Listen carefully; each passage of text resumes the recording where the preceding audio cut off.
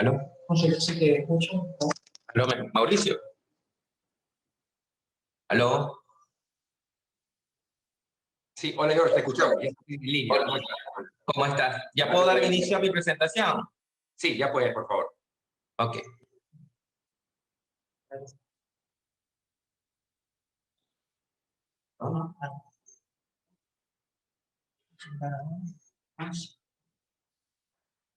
Un momento. Con la pantalla.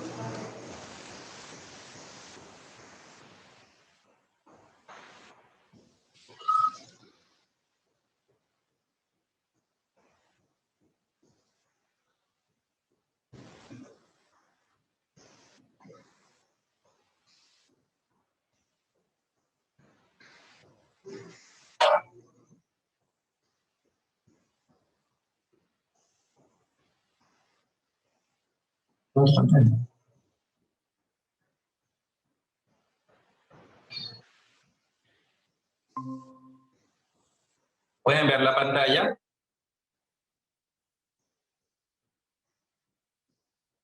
Sí, perfecto, George. Ok, voy a proseguir entonces Bueno, ante todo, muchísimas gracias por la invitación a la Fundación Mauchis, a todos los colegas y que estén conectados. Y bueno, en la tarde de hoy vamos a hablar sobre el diagnóstico molecular y los marcadores en cáncer, para lo cual he hecho una charla bien interesante. Yo soy el doctor George Obites, como bien me presentaste, y mi agenda va a consistir en dos puntos. Primero, conocer los conceptos claves del diagnóstico molecular en el cáncer de pulmón no pequeña y la aplicabilidad de los marcadores en este tipo de enfermedad. En relación a las generalidades, el cáncer de pulmón lidera a mortalidad por cáncer a nivel mundial, causando más de 1 millón de muertes al año. En estadios avanzados, la quimioterapia solo ofrece un 30% de beneficio, con una mortalidad superior al 70% al año. Actualmente, el cáncer de pulmón se clasifica de acuerdo a su histología, es decir, al fenotipo tumoral. Sin embargo, desde el 2012, la diferenciación biomolecular ha permitido dar una subclasificación o subtipificación de acuerdo a las características, es decir, el diagnóstico según mutaciones o alteraciones con biomarcadores. Para entrar un poco en el tema, voy a definir claramente algunos conceptos. El principal es ¿qué es un biomarcador? Es aquella sustancia utilizada como un indicador de un estado biológico. Es decir, es una proteína de test de detección, puede ser un gen también, de diagnóstico y evaluación de un tratamiento como un marcador tumoral. El genotipo es la información genética que posee un determinado individuo y el fenotipo es la expresión del genotipo en un determinado ambiente. Entonces podemos conocer claramente que en la célula el genotipo va a ser expresado netamente por el ADN y el fenotipo a través de la traducción de la proteína entre el ARN y como tal la sobreexpresión en membrana de la proteína. Claramente, las características de las células tumorales son variadas. Hay 10 características que tienen que ver con la invasión, la proliferación celular, la invasión a los tejidos, igualmente la inmortalidad. Así como todas estas características fueron demostradas que hacen que esta célula sea completamente diferente a una célula normal, ya en la actualidad la determinación de diversos biomarcadores han permitido ya conocer nuevos fármacos que puedan bloquear claramente esta sobreexpresión o amplificación o mutación de los diferentes biomarcadores. Es decir, que en la actualidad tenemos un arsenal terapéutico bastante interesante y que cada día se están combinando para ser más efectivos en el tratamiento del cáncer con mejor seguridad. Por lo tanto, ¿cuáles son los sitios donde normalmente se puede ocurrir una alteración mutacional? Claramente en el ADN, en el ARN y en la proteína. Las mutaciones más frecuentes en el cáncer, en forma general, son las mutaciones missense, donde vemos que hay una base que cambia por otra, cambiando el aminoácido, con implicación de o no de su funcionalidad. Las mutaciones más frecuentes en cáncer son la friendship también, donde vemos claramente que la alteración de la base no solamente ocurre en un nucleótido, sino que ocurre completamente en la secuenciación y el aminoácido final es completamente diferente al aminoácido que le dio origen. Es por eso que podemos ver diversas aberraciones genómicas en pacientes con cáncer y esta es la más frecuente. Mutaciones nonsense o sin sentido son aquellas mutaciones que ocurren donde la base que cambia termina en un codón de finización. Por lo tanto, el producto final son proteínas truncadas a funcionales. Y los rearreglos cromosómicos, claramente, como lo dice su nombre, son alteraciones en los brazos de los cromosomas, que pueden ser inversiones, alteraciones, translocaciones, que van a causar alguna proteína de fusión que podría tener una activación celular. En cáncer de pulmón tenemos diversos tipos de biomarcadores. Ahora, no todos son mutaciones del ADN. Podemos tener translocaciones en el ARN, amplificación proteica a nivel de la membrana celular, y es por eso que cuando necesitamos hacer un diagnóstico molecular completo, debemos pensar claramente que no solamente son alteraciones en la secuenciación del ADN, sino también tenemos que estudiar el transcriptoma y la inmunohistoquímica para conocer el fenotipo tumoral. Todo esto en combinación me permitiría ser más efectivo en el tratamiento dirigido o personalizado. Por lo tanto, aquí te paro ejemplos donde podemos observar claramente alteraciones de función para ML4LK en cáncer de pulmón, funciones ROS1 y también amplificación de MET, que al momento de darle un tratamiento completamente dirigido, podemos encontrar esas respuestas interesantes. Acá nos sale, lamentablemente, la imagen de respuesta posterior al tratamiento. Sin embargo, la mutación más frecuente en cáncer de pulmón, ocupando el 30%, es la mutación KRAS. No tiene tratamiento dirigido, tiene un valor predictivo y positivo completamente negativo. Sin embargo, la segunda mutación en frecuencia es la mutación del receptor de factor de crecimiento epidérmico, o EGFR por sus siglas. Esta mutación es bastante frecuente en Latinoamérica. En Perú es alrededor del 40 al 50%, según los últimos estudios que fueron demostrados por demografía. Y claramente, en vista de esta población tan alta, la determinación debe ser mandatoria en nuestra población. Sin embargo, ¿cómo se hace o qué test fueron aprobados por la FDA para hacer la determinación? El PCR en tiempo real a través de la metodología de COA o TeraScreen. Esa es la que está actualmente vigente. Por otro lado, también podemos encontrar alteraciones de la detección de fusión de genes para ALK, y lo podemos encontrar claramente en pacientes con cáncer de pulmón con diversas características, como mayormente o frecuentemente en mujeres no fumadoras, donde claramente vemos que son enfermedades poco indolentes, que pueden tener o no penetración del sistema nervioso central o encéfalo, y que son pacientes no fumadoras. Es interesante en este tipo o subtipo de pacientes saber que se puede hacer la determinación o el diagnóstico a través del FISH Break Apart, que fue la prueba gold estándar para su diagnóstico. Sin embargo, la secuenciación de ALK a través del ADN o el transcriptoma también está validado, y la inmunohistoquímica con la determinación del anticuerpo de 5F3.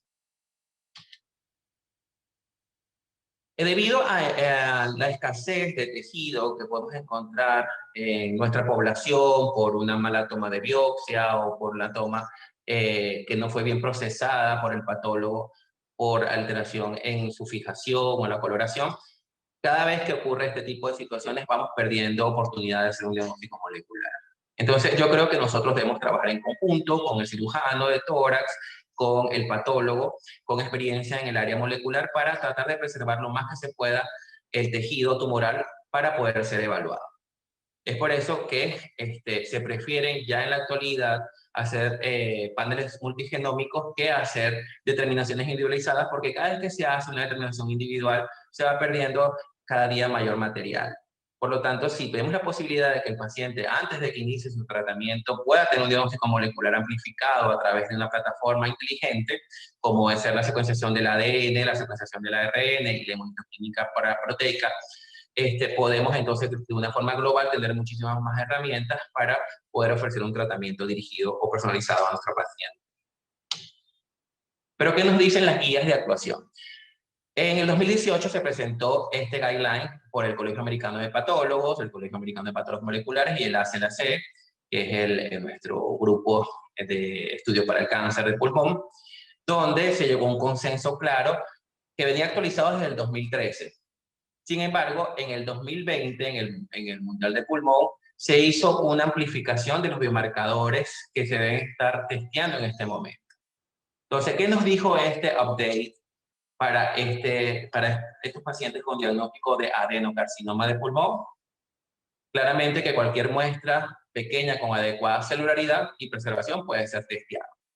¿Cuál es el número? Tejido con al menos de un 20% de células tumorales puede ser testeado.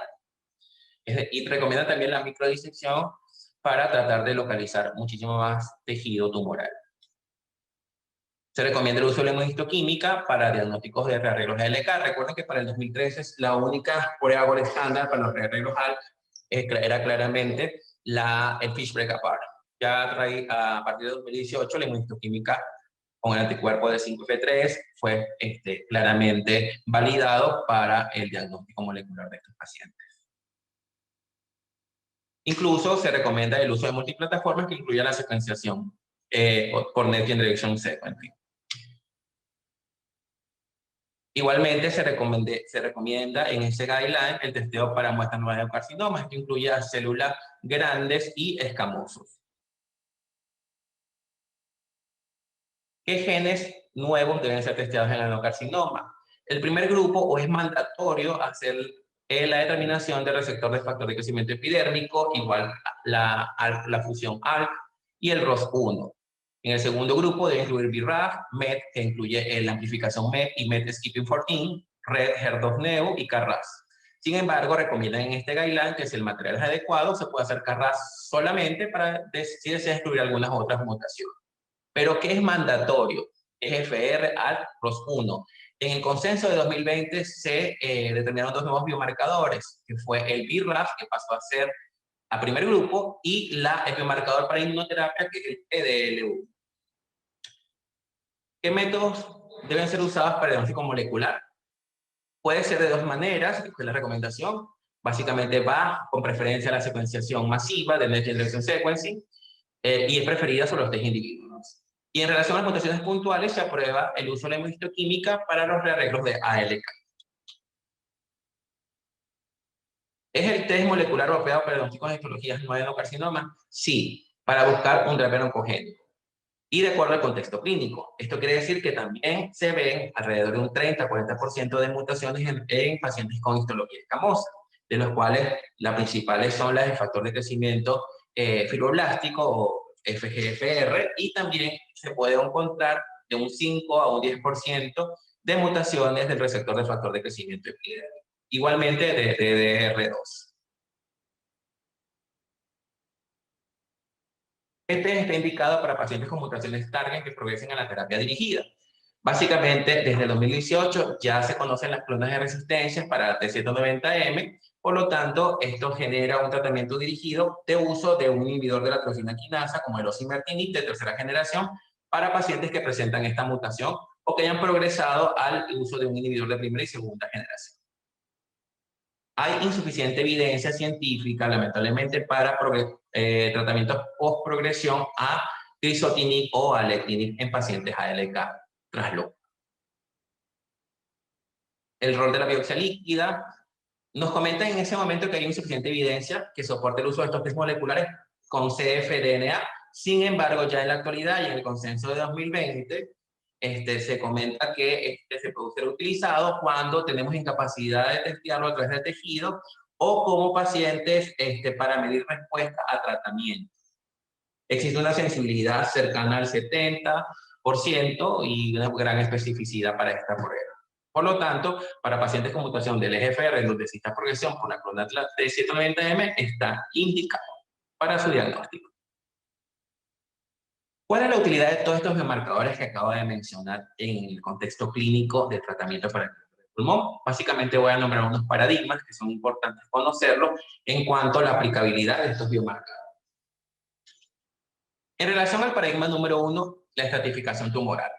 El advenimiento de los biomarcadores o el diagnóstico molecular en el cáncer de pulmón ha permitido no solamente clasificar al paciente, sino también subclasificarlo o tipificarlo para dar un tratamiento dirigido si existe un driver molecular. Es decir, ya el diagnóstico de este paciente en nuestras historias clínicas es a través de un diagnóstico molecular. Tenemos un adenocarcinoma de pulmón estadio 4, EGFR mutado de lesión 19 o EGFR del exón 21 o translocación para ALK. Eso debe estar en el diagnóstico y es completamente diferente a lo que teníamos antes del 2012. Aquí vemos la torta de las mutaciones que se conocen en la actualidad y por frecuencia tanto para adeno como para escamosos. Y vemos claramente que por qué este diagnóstico es básicamente porque existe un tratamiento dirigido, que no es la quimioterapia y que ha demostrado claramente que su uso beneficia claramente al paciente en el texto de sobrevida, en el contexto de calidad de vida y menor toxicidad, con excelentes tasas de respuesta comparado a la quimioterapia. Aquí tenemos un algoritmo de tratamientos para pacientes con EGFR mutado. El paradigma número 2, sabemos que la oncología molecular también me ha permitido identificar resistencias o clones de resistencia que anteriormente pues, no considerábamos, y que estos tratamientos ante la clona de resistencia también son superiores, o también son superiores a la quimioterapia. Es decir, la importancia clínica sigue manteniéndose en relación a los marcadores de resistencia.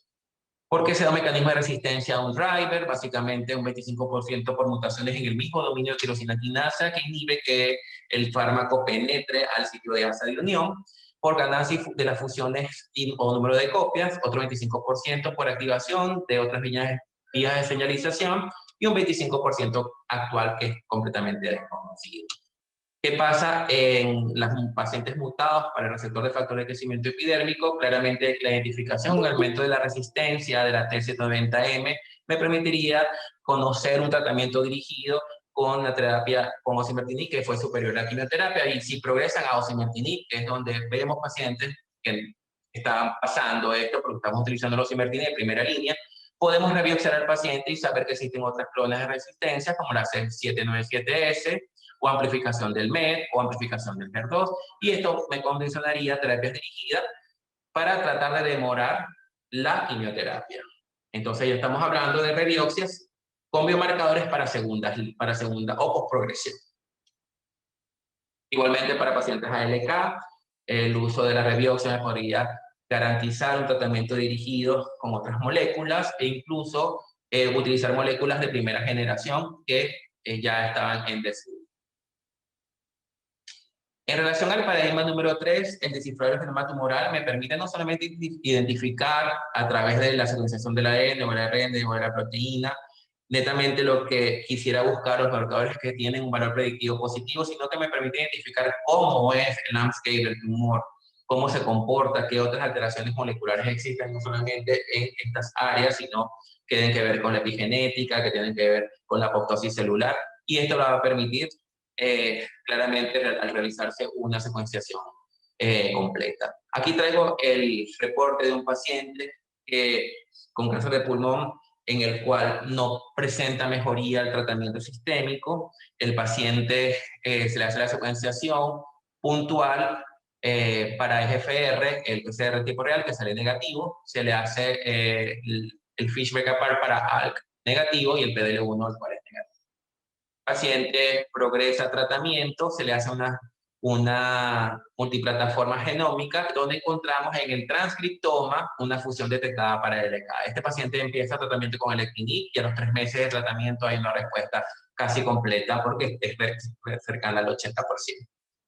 Entonces vemos claramente que no solamente la secuenciación del ADN es la indicada para identificar las mutaciones, sino que también podemos encontrar alteraciones mutacionales no en el molde, sino ya en la estructura o en la iniciación de la estructura, como lo podemos en el transcriptoma.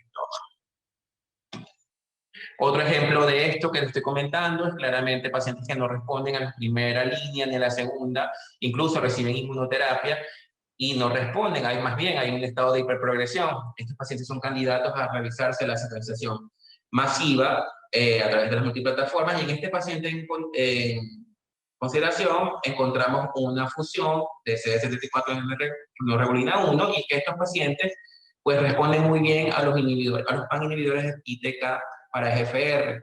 Por lo tanto, este paciente inicia afatinib y la respuesta fue bastante importante, con mejoría en la calidad de vida de este paciente y se prolonga en el tiempo con 19 meses confirmados de respuestas parciales.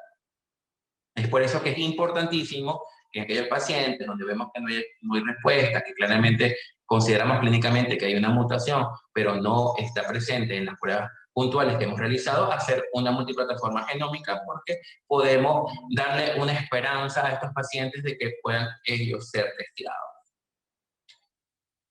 En relación a qué biopsiar, si biopsiar el tumor primario al momento de una recaída o hacer la mutación de la metástasis, claramente, y por teoría evolutiva darwiniana, deberíamos testear la metástasis si está disponible, porque trae la información genética del tumor primario, y adicionalmente todos los mecanismos resistentes evolutivos que ha permitido que estas células se aniden en el tejido que invade. En relación al paradigma número 5, la inmunoncología, quiero comentarles que estos dos señores que están acá fueron ganadores del premio Nobel en el 2018 por sus estudios en lo que es la inmunoterapia e inmunomodulación a través de la identificación de biomarcadores como el CTLA4 y el PDL1. Esto permitió darle a estos pacientes un tratamiento inmunomodulador, básicamente para aquellos que eran PDL1 positivos, y al darle este tratamiento en estudios fase 3, vemos claramente el beneficio de la inmunoterapia sobre la quimioterapia, y esto fue estadísticamente significativo en todos los estudios que se llevaron en cáncer de pulmón. Por lo tanto, esta terapia llegó para quedarse y es el arsenal de tratamiento en pacientes que no tienen algún tipo de mutación.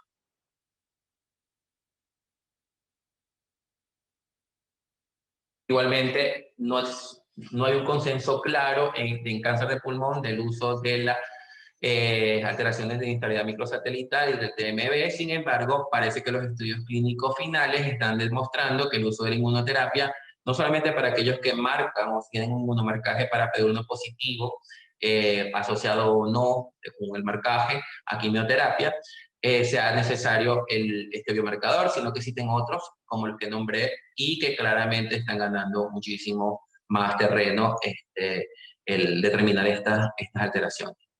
Claramente vemos que hay marcadores agnósticos que pueden estar presentes en todo tipo de tumor y que al darle el tratamiento dirigido, pues estos van a responder. Sin embargo, no todo es color de rosa. También se sabe que existen ya marcadores de resistencia intrínseca a la inmunoterapia por mayor expresión del PDL1, y aquí claramente en esta separata podemos observarla, que aquellos pacientes que tienen alteraciones en la vía de PT, de STK11 y el CDS274, por más PDL1 que tengan expresado, pues no van a tener ningún tipo de respuesta. Es más, hacen fenómenos de hiperprogresión, y esto ya está demostrado y presentado, y también se presentó en junio del 2019 un highlight donde aquellos pacientes que tenían la asociación de STK11 o LKB1 como alteración genómica, pues podrían claramente tener resistencia intrínseca a la inmunoterapia. En el futuro, claramente, tenemos que tener en consideración que no solamente es principal, pues, o no solamente es necesario realizar la determinación de los biomarcadores, sino que es mandatorio. Debes hacer EGFR, ALK, ROS1, BRAF y PDL1. Eso es lo que nos dice la evidencia, con muchísima mayor fuerza. La determinación de MET-skipping14 y de HER2. Igualmente, nuevos hallazgos, claramente las funciones de RED y NTRK, porque tienen tratamientos dirigidos con larotrectinib o entrectinib con tasas de respuesta cercanas al 60%. Es por eso que en este algoritmo vemos claramente que estos genes deben ser testeados, unos en forma mandatoria, otras en caso de que no exista un marcaje inicial, y claramente tenemos los biomarcadores para inmunoterapia como también mecanismo de ayuda para nuestro diagnóstico y tratamiento para nuestros pacientes. Para concluir, los biomarcadores oncogénicos definen un nuevo subgrupo poblacional de cáncer de pulmón y deben ser tratados con terapias dirigidas, que los inhibidores de la tirosina quinasa representan la primera opción de tratamiento en pacientes portadores de la mutación del EGFR, ALK, ROS1 y BRAF, y es el gold standard. Aquí asociaría también la determinación del PDL1, y si tenemos la posibilidad de hacer una multiplataforma genómica, utilizar también el biomarcador TMB y el MSI. La inmunomodulación con anticuerpos monoclonales lidera el tratamiento actual del cáncer de pulmón en pacientes con que no tengan alguna mutación. Se mantiene claro que el tejido es nuestra herramienta. La biopsia líquida tiene un papel limitado en el cáncer de pulmón por ahora. Se recomienda claramente en estados post-progresión para EGFR, con la determinación de la 3790M, o aquellos pacientes donde es limitado obtener un tejido para diagnóstico. El diagnóstico molecular en cáncer de pulmón debe ser una herramienta utilizada para garantizar un tratamiento efectivo con beneficio clínico, y eso es lo que nos dice la medicina basada en la evidencia. Por su atención, muchísimas gracias. Gracias, George. Gracias, George. Excelente exposición, excelente presentación. Se nota que eres un oncólogo que maneja el tema por eso que Mauchi te ha elegido como vas a ser el autor, como sabes, ya iniciaste el módulo de cáncer de mama para Mauchis. Te agradecemos nuevamente en nombre de Mauchis y yo como su presidente. Tenemos varias preguntas, George. Vamos a explicar un poco la temática. Van a hablar 8 profesores, incluido yo, y al final va a ser una ronda de preguntas de 10 minutos. Tenemos varias preguntas.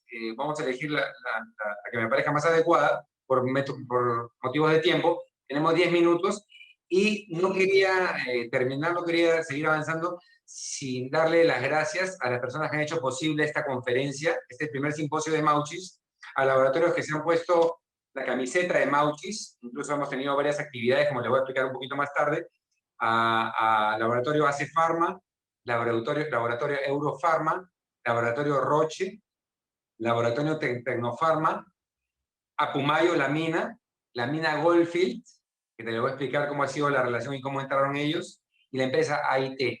A todos ellos les damos las gracias y a las múltiples personas que nos han ayudado, que voy a ir en el transcurso de la tarde, voy a ir mencionando uno por uno, ojalá que no me olvide de nadie. Y bueno, agradecerte, George. Tenía una pregunta que nos llega. Según tu exposición, hemos visto claramente que antiguamente prácticamente cáncer de pulmón era sinónimo de muerte. Yo me acuerdo cuando hice mi especialidad en neoplásicas, mi residencia, hice módulo de tórax y hacía estudios y en realidad llamaba y todos los que llamaba para ver si están vivos, la mayoría, no, la mayoría de gente de lejos estaba fallecida. Y era una cosa un poco fea porque tú veías un paciente y sabías que iba a fallecer, y ahora eso ha cambiado radicalmente con lo que tú has explicado, los biomarcadores y las nuevas terapias. ¿Qué tan, tú que ves pacientes día a día y todos los días, estamos en un país en vías de desarrollo, un país pobre, ahora con el COVID estamos más empobrecidos, qué tanto cubren, qué tan costosos son los exámenes primero de diagnóstico molecular de estas plataformas que tú has hablado muy bien, que los expresan ciertos marcadores, y los tratamientos de inmunoterapia, y qué tan mejores son que la quimioterapia? Un poquito porque nuestro público no solo son médicos y estudiantes de medicina, sino también público en general, George. Un poquito sobre la inmunoterapia, qué es eso y qué tan costosa es, y si en el futuro va a ser igual, más barata o más costosa. Vale, creo que ahí hay 3 preguntas en una. Primero, gracias por la pregunta, bien interesante. Primero, para definir claramente cómo se maneja en el Perú la determinación de las mutaciones, el apoyo de la industria farmacéutica ha demostrado pues, que el uso de la biomarcación y la educación médica continua está para quedarse. Entonces ellos están costeando claramente los principales marcadores que, a pesar de que tenemos un update del Colegio Americano de Patólogos Moleculares y nuestra asociación de la ACLC, que dice que debemos testear 4 marcadores y un bioinmunomarcador. Aquí en el Perú se hacen de forma gratuita el EGFR, el ALK y el PDL1. Eso lo hacen varios laboratorios. Entre esos laboratorios está Roche, está MSD y Beringer, y que valga la cuña para ellos, por su agradecimiento en relación al diagnóstico y testeo. Existen también laboratorios, entre ellos BioLinks, que permiten hacer las denominaciones puntuales, pero ya se los tendría que costear el paciente. Sin embargo, nosotros como médicos debemos informarle a nuestra población que existen estos programas gratuitos a través de los laboratorios, que sencillamente en el momento de la entrevista nosotros se lo mencionamos a los pacientes, nos deben traer el taco de parafina con el ADN tumoral o la biopsia, y nosotros enviarlos directamente con estos laboratorios o al laboratorio que trabajamos, a través de una solicitud con consentimiento informado. Esa es la forma. Entonces, no hay justificación para no hacerlo en nuestro país. Segundo, ¿qué hacer cuando un paciente no tiene una mutación y tiene una indicación de la inmunoterapia? Básicamente, para expresar, la inmunoterapia es claramente, en este campo de pulmón, es una inmunomodulación, no es una terapia inmunológica, sino que es una inmunomodulación porque permite activar las señales de bloqueo de linfocitos.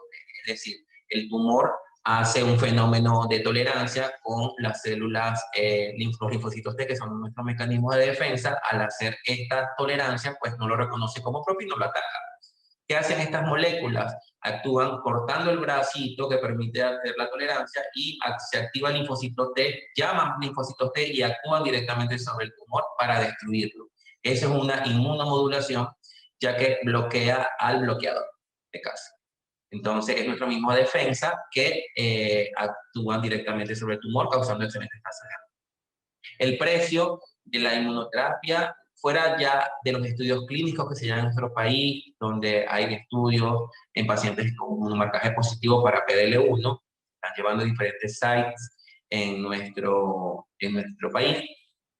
Fuera de un estudio clínico es bastante costoso. Estamos hablando de terapias que sobrepasan los 20.000 soles por aplicación y se ve bastante lejano la adquisición a través del Ministerio de Salud de esta. Pero a través de nuestra charla, de este congreso, quisiera extender la importancia de entrar en los programas de inmunoterapia, tanto para el MINSA como para salud, que puedan en diversos pacientes que tengan una expresión clara, con una expectativa de supervivencia alta, pues que estos centros puedan costearle a nuestra población este tipo de tratamiento.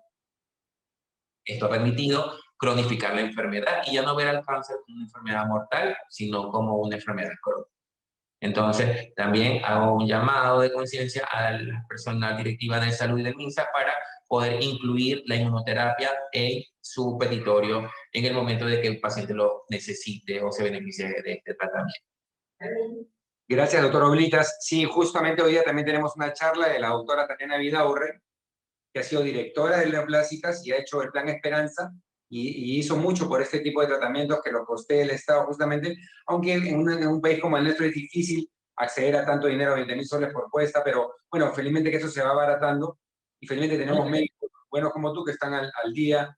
Tenemos bueno, me da gusto que tenemos preguntas que vienen de Huancayo, de Cusco, de Amazonas, de Piura. Tenemos una pregunta de la enfermera Esperanza Quispe de Lima. Te dice, doctor Oblitas, un nódulo pulmonar solitario de 4 milímetros en el lóbulo superior izquierdo del pulmón puede a la larga convertirse en cáncer. Por supuesto, cualquier alteración que pueda tener, que inicia completamente benigna, como la hiperplasia nodular, pudiera en un tiempo determinado, si el paciente tiene factores de riesgo, desarrollar el cáncer. Por lo tanto, si es posibilidad de que este nódulo, a pesar del tamaño, pueda ser extirpado, pues sería bien hacerlo. O si no, hacer una observación con su cirujano de tórax o con el neumólogo sobre la evolución de este, si hay un crecimiento, si hay una alteración que ha cambiado en forma de los bordes, si existen nuevos nódulos, para poder hacer un diagnóstico precoz. Gracias, exacto. Siempre se maneja la especialidad. Si vemos un nódulo en el pulmón, el especialista es el cirujano de tórax o el neumólogo, lo ha dicho el doctor Oblitas, y ellos son los que tienen que decidir qué hacer y tienen que confiar en su médico, ¿no? En Mauchi vamos a tener la plataforma que no va a ser una consulta médica, nunca va a reemplazar al médico, pero va a ser complemento a la consulta médica. Muchísimas gracias, doctor Oblitas, te agradezco la atención y agradezco tu apoyo a la Fundación Mauchis. Muchísimas gracias y será para la siguiente vez. Gracias y vamos a pasar al siguiente ponente entonces. Gracias, Mauricio. Gracias, Mauricio. Buenas tardes.